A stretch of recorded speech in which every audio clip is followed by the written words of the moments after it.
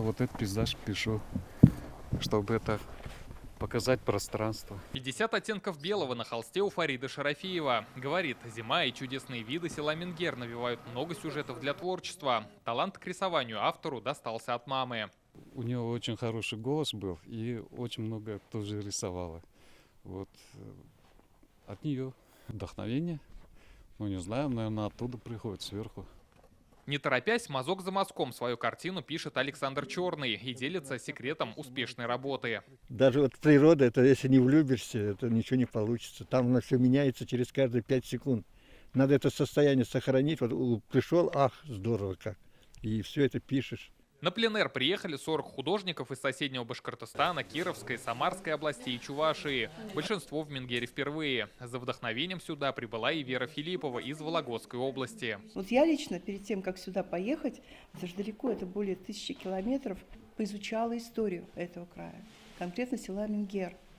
Откуда, что, какие исторические объекты, какие люди. Район для проведения выбран не случайно. Пленэр проходит на родине народного художника республики Мудариса Мингазова. В этом году он отмечает 70-летие.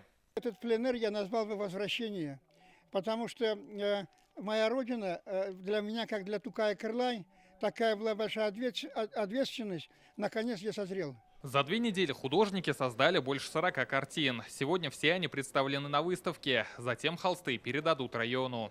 Например, Ирик, который организовывал эти сабантуи, которых, наверное, нигде нету. Даже региональные, там, республиканские, не знаю, какие-то сабантуи.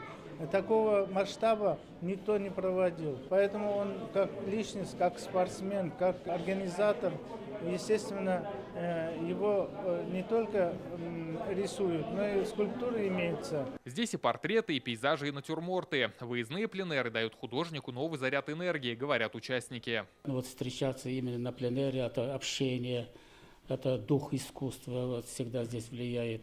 Была прекрасно организована работа художников. У нас были выездные экскурсии, нас познакомили с красотами этого края.